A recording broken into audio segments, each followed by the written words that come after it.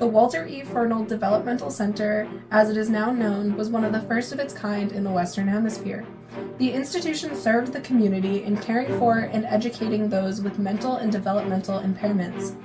The institution, which was founded by Samuel Gridley Howey in 1848 as the Massachusetts School for the Feeble-Minded, the facility's initial use was as a school for young people with neurological disorders who were deemed unfit to participate in normal society.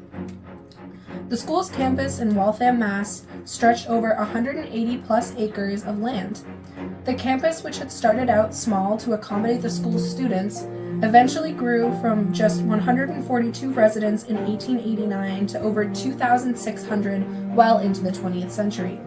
The institution saw peak residency in the 1960s. After 70 years of operation as the Massachusetts School for the Feeble-Minded, the institution was renamed in honor of its third superintendent, Walter E. Fernald, who was at the time a world-renowned expert in the field of developmental disabilities.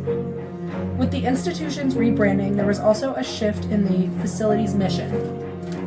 Initially focused on teaching the residents tangible skills to make them more normal members of the community with a religious undercurrent, the school then shifted to a more scientifically driven mission. The scientific pursuit was quickly shifted to what is now known as the pseudoscience that is eugenics, popular at the time. The eugenics movement strived to purify the nation's gene pool by forcibly sterilizing those seen as undesirable or unfit to reproduce, which included those described as mentally retarded, which was a popular term at the time. The term is seen as a derogatory term in the contemporary field of psychology, but was commonplace at the time. This institution's purpose was ultimately to care for people who were often mistreated and misunderstood by society.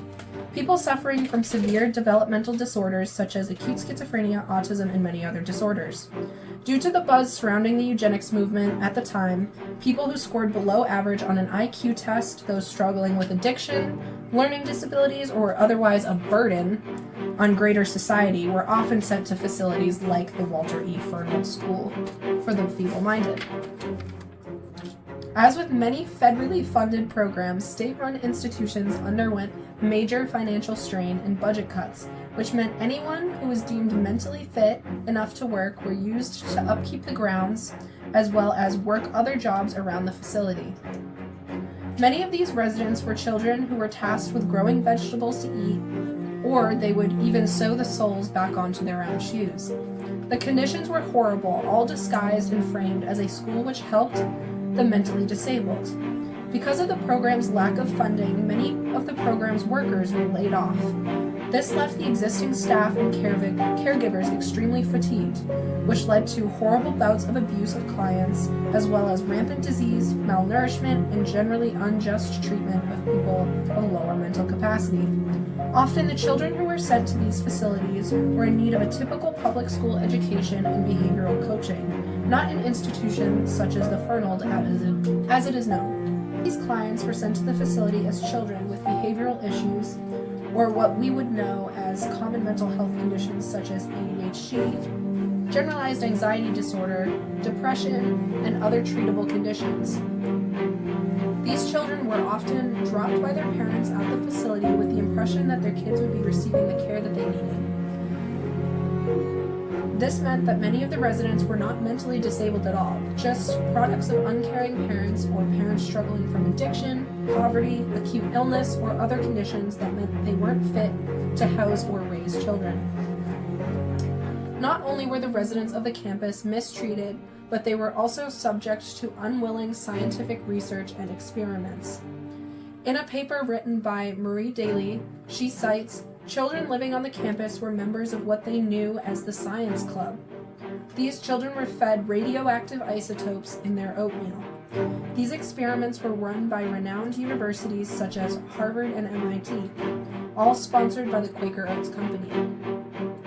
While the doses were probably too small to harm the children, they had not given their consent and had been given disproportionately large rewards for their participation. Consequently, these experiments violated the Nuremberg Code, ethical principles for medical experimentation established after the Nazi Holocaust. Treatment of clients began to shift in the 1970s after family members and advocates for the mentally disabled sued the federal government for the blatant abuse of the patients at the facility as well as the scientific experimentation. Instead of treating the residents with the care and compassion that they deserved and the therapeutic support that they needed, the facility treated these people with subpar care and outright abuse, which likely worsened their conditions and strained their already weak bodies. I now know that many of these people with conditions typically mislabeled with awful terms such as morons, idiots, mentally retarded, and feeble-minded often could have been solved with proper care and conditions. Many people and their families suffered from the malpractice in these facilities that claimed to be revolutionizing the care of those with mental disabilities. The dark past of psychiatry and psychology deserves recognition, as the profession will always be soaked in this disturbing history. I'd now like to shift over to some first-hand accounts from my family members who worked at the Walter E. Fernald School for the Feeble-Minded.